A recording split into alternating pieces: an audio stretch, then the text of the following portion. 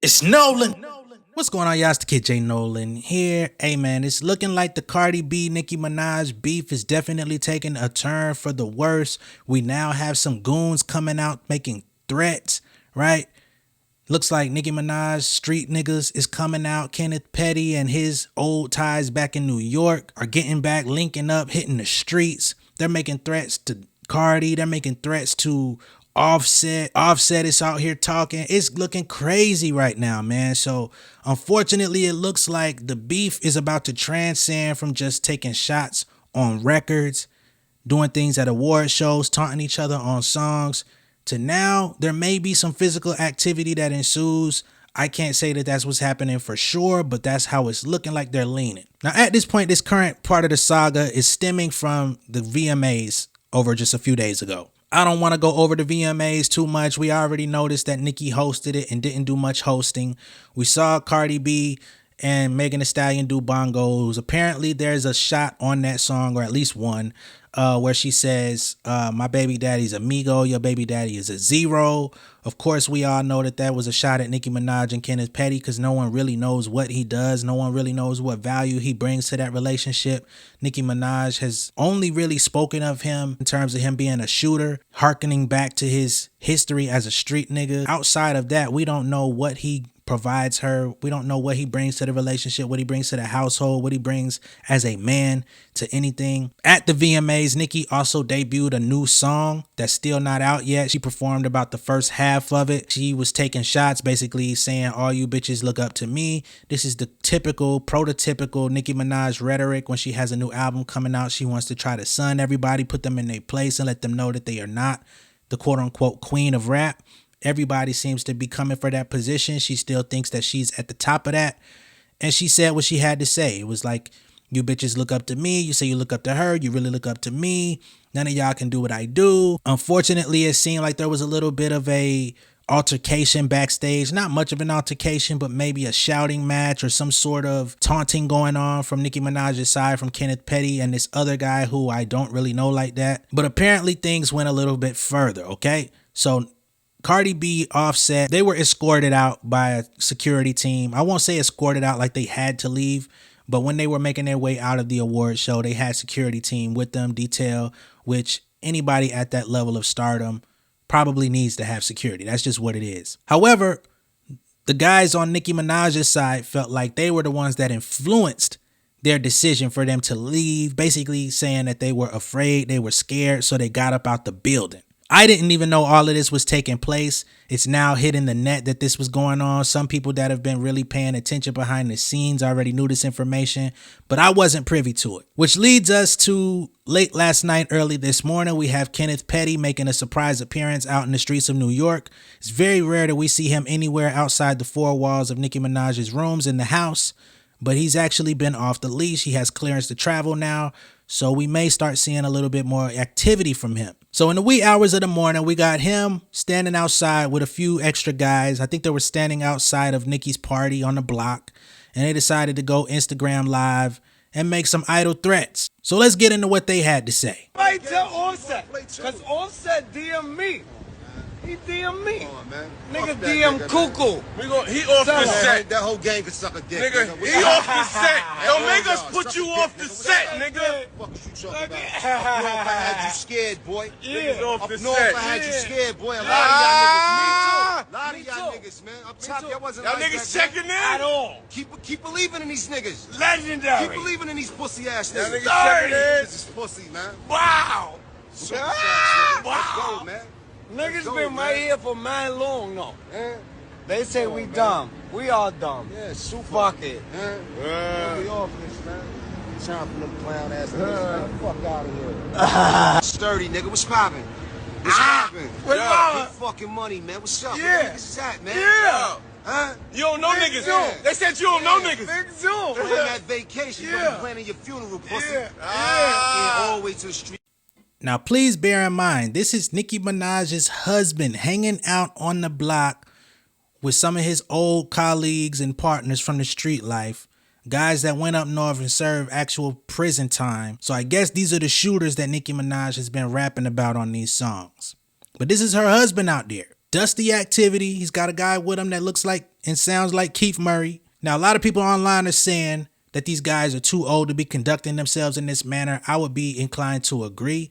You know what I'm saying? I believe that Kenneth and at least Nicki are in their 40s at this point. I would suggest or think that these guys out there with him are not young men also, being that they're all associates of a similar time. And it seems to me that they don't have anything better to do. I mean, they were out at 3, 4 in the morning doing this. It's being alleged that Offset actually reached out to the gentleman that was holding the camera. So we're going to get into what he put out as far as the screenshot of the DM from Offset, which I believe prompted them to go outside. So as you can see on the screen, it says, "Where you located? You niggas pussy speaking on female business and talking crazy. Broke ass don't got money for war." Right? So at this point, Offset is feeding into the drama. He's feeding into the beef. He's feeding into the negativity, basically saying, "I'll come pull up on you niggas. Tell me where you at. You niggas is broke. Y'all don't got money for war," which I think is a threat that should not have been made on Offset's part. Yes, I do believe that Offset has plenty of money. I mean, he's a rich nigga, but how much money do you want to spend and invest on street activity, right? Because once everything comes to a head, bodies are going to start dropping.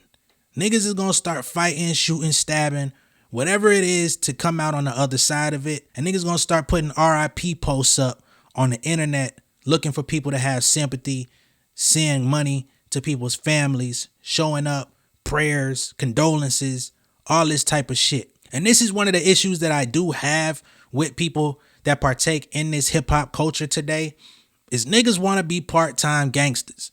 You want to be full-time artists, you want to be full-time rich, but you want to be part-time street niggas. I'm not with that shit. That's just me. My opinion might be unpopular on the subject, but I feel like we've seen enough from the Tupac and Biggie era. It ain't too long ago that the Migos lost one of their esteemed group members, Takeoff, and he wasn't even partaking in the bullshit. So at some point, somebody with a sound mind got to step in and diffuse this shit. Let the ladies do what they do. Let them go out, be rich, be glam, be pop stars. That is what you got into this business for. Don't let that shit deter you from the plan.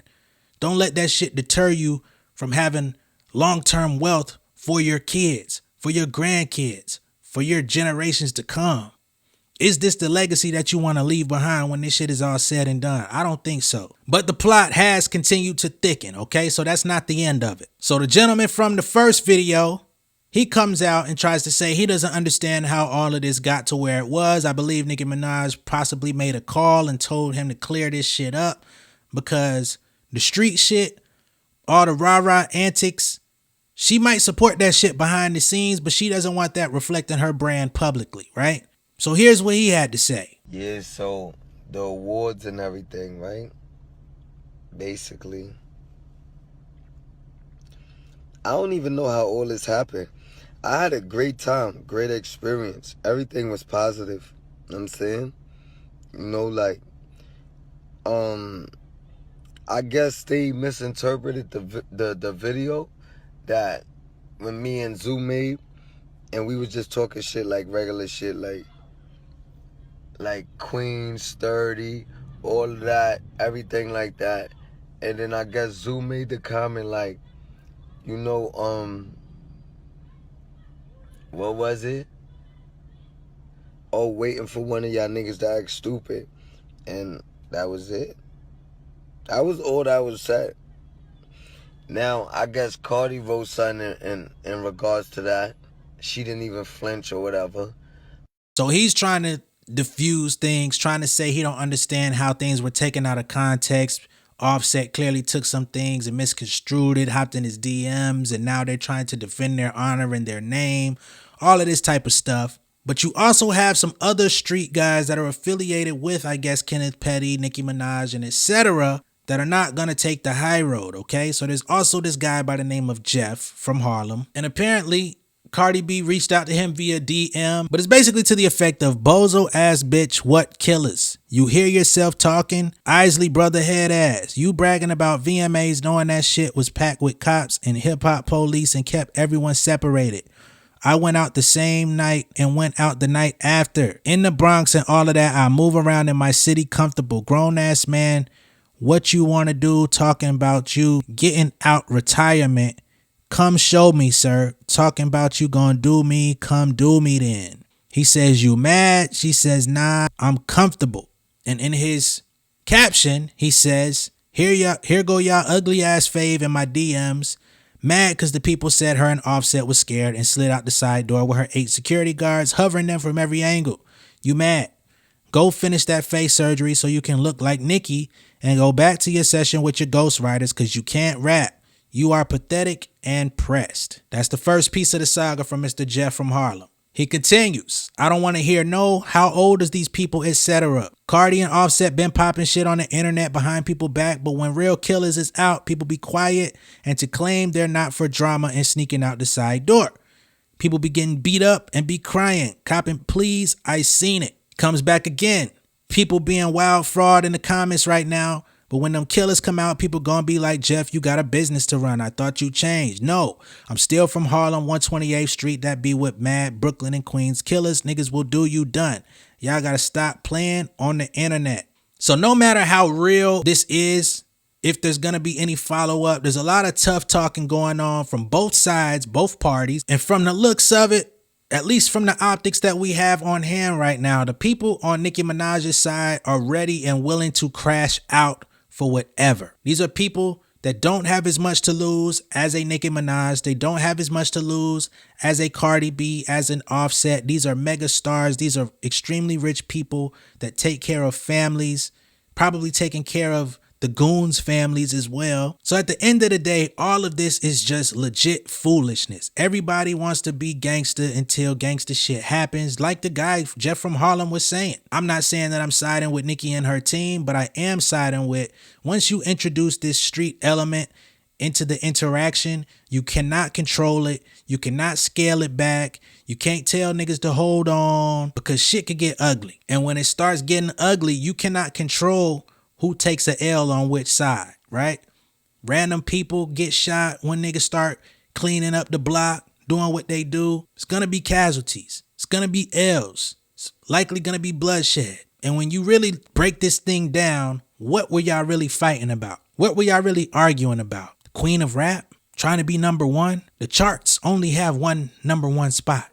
You can only be in the number one spot for so long in hip hop. There's always going to be another person to usurp whatever position you're in. Whether you're Nicki Minaj, whether you're Cardi B, whether you're Megan Thee Stallion, whether you're Doja Cat, whoever you want to put in, insert name. There's always going to be somebody next in line because hip hop is always going with what's next. You have your moment, couple years at a time. You might even have a moment where you get back into that position. It's so fickle, but it's not worth crashing out over. It's not worth putting street niggas on payroll, having niggas going through shootouts, fights, getting stabbed up, dying over what? Over hip hop? Nah, family. I'm not with this shit. Y'all let me know what y'all think down below in the comments. Be sure to like and share this video. If this is your first time seeing me on YouTube, go ahead and subscribe to the channel. Hit the post notification bell for all updates, and I will see y'all on the next one. Nobody's going to win in this situation. Everybody will lose. Everybody's going out sad, and everybody is over 30, 35, pushing it. Too old for this shit, man. Peace.